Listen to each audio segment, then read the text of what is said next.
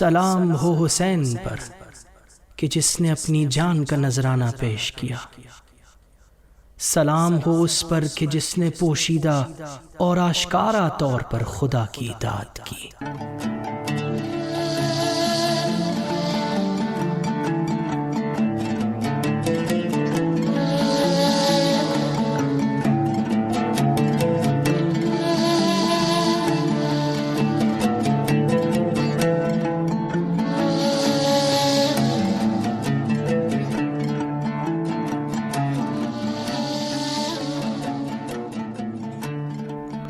اللہ کے نام سے شروع کرتے ہیں۔ معزز و محترم سامعین کی خدمت میں نہایت ادب و احترام سے سلام ادب پیش خدمت ہے۔ فضل و کرم کے مظہر، شہیدوں کے سردار مولا ابا عبداللہ الحسین کے ایام سوگواری کی مناسبت سے آپ تمام عاشقوں کی خدمت میں تسلیت اور تعزیت عرض کرتا ہوں۔ انشاءاللہ العزیز خداوند متعال سے دعا ہے کہ آپ کی جانب سے کی جانے والی عزاداری خدا کی بارگاہ میں مقبول و منظور قرار پائے۔ پروگرام سلام بر حسین کے ساتھ آپ کی خدمت میں حاضر ہیں۔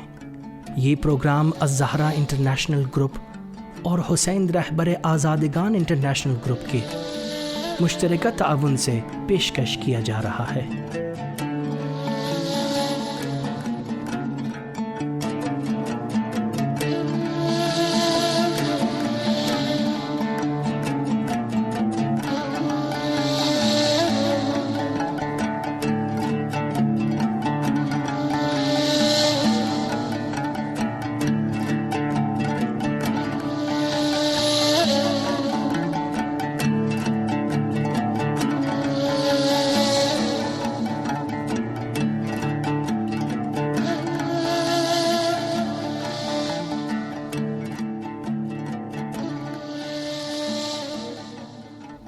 آئے اب ہم اپنے آج کے پروگرام کا باقاعدہ آغاز کرتے ہیں۔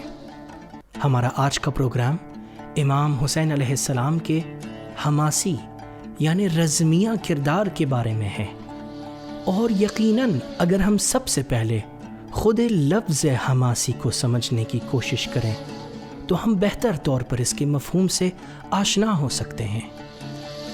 اس لفظ کے مختلف معانی ہیں اور ادب و لغت میں اس لفظ کا بہت استعمال ہوا ہے۔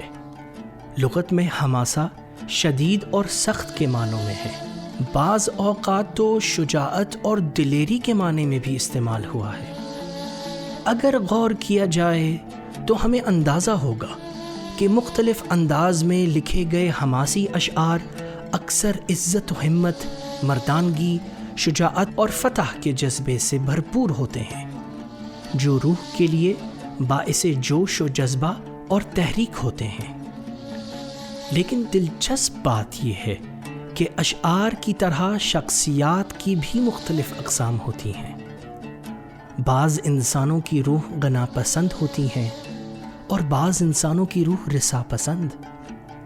اسی طرح روحیں نصیحت اور موعظہ کو قبول کرنے والی ہوتی ہیں تو بعض شخصیات حماسی ہوتی ہیں اور ان کی روحیں عظمت، غیرت اور عدالت طلب ہوتی ہیں۔ لیکن یہاں جو سوال اکثر اذہان میں پیدا ہوتا ہے کہ آیا امام حسین علیہ السلام کی شخصیت حماسی اور رزمیہ ہے یا نہیں؟ جس شخصیت کے خاطر ہم ہر سال اتنا وقت دیتے ہیں، مال و دولت خرچ کر دیتے ہیں، اس کی خصوصیات سے آشنائی بہت ضروری ہے، اور انہی خصوصیات کے حوالے سے یہی سوال کیا جاتا ہے کہ آیا امام حسین علیہ السلام کی شخصیت حماسی ہے یا نہیں؟ یعنی کیا ہمیں امام حسین علیہ السلام کی شخصیت اور تاریخ کو ایک حماسی اور رزمیہ پس منظر سے دیکھنا چاہیے یا نہیں، بلکہ ایک مصیبت اور سانحے کی اعتبار سے اسے قبول کیا جائے؟ اس سوال کے جواب کے لیے میری گزارش ہے کہ آپ تھوڑی دیر غور و فکر فرمائیں، تب تک ہم واپس آتے ہیں۔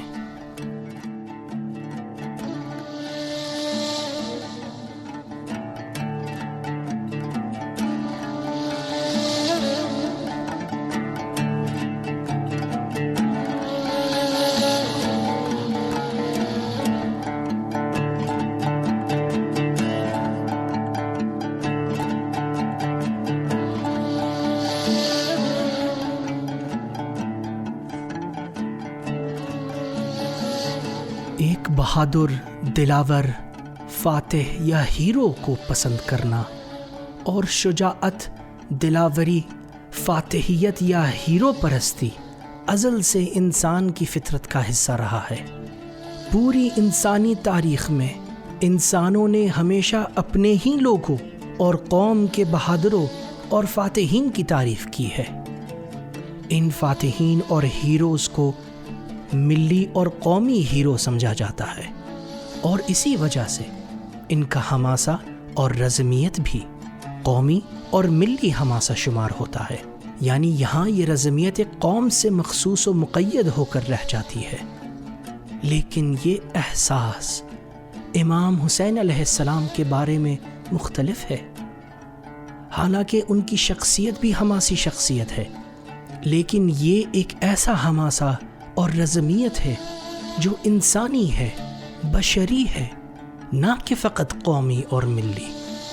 اس حماسہ میں کبھی بھی امام حسین اپنی ذات کے لیے تڑپتے ہوئے دکھائی نہیں دیتے، یہاں تک کہ اپنی قوم اور خاندان کے لیے بھی نہیں، بلکہ اگر وہ کسی چیز کو اہمیت دیتے تھے تو وہ صرف حق تھا اور حقیقت کا اظہار تھا۔ بہت ہی مختصر طور پر بیان کیا جائے تو کہنا پڑے گا کہ ان کے پیش نظر انسانیت کی سلامتی و بقا تھی۔ حسینی حماسہ کے ہر ایک پہلو میں تحریک نظر آتی ہے، ایک درس دکھائی دیتا ہے، یہاں ہر چیز سے طاقت ملتی ہے۔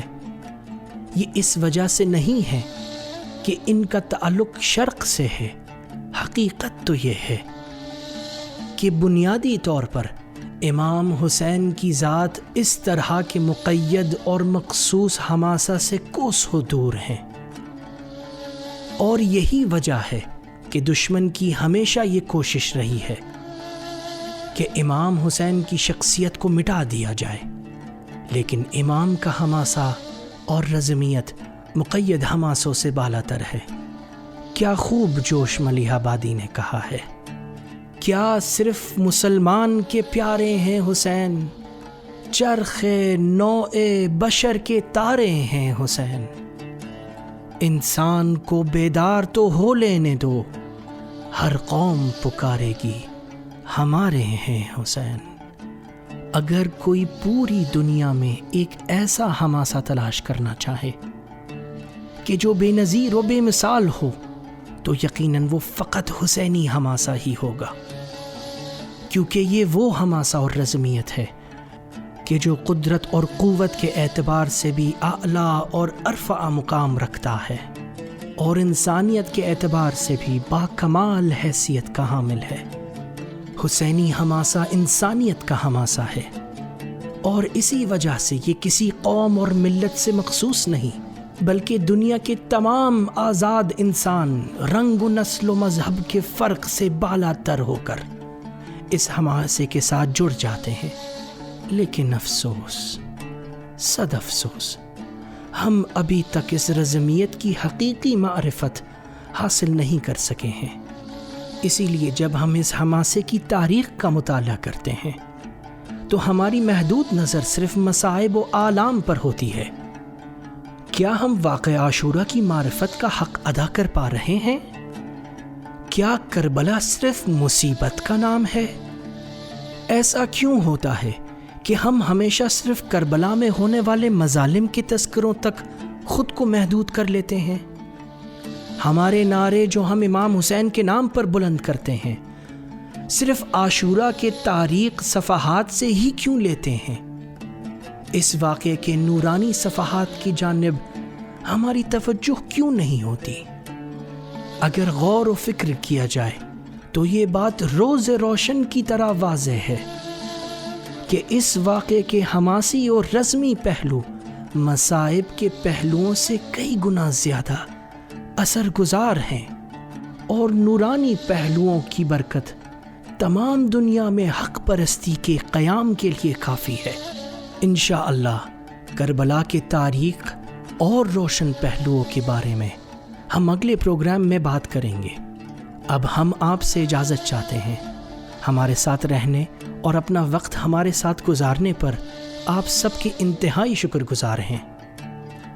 اپنی اگلی ملاقات تک آپ کو خداوند متعال کے سپرد کرتے ہیں۔ اللہ حافظ۔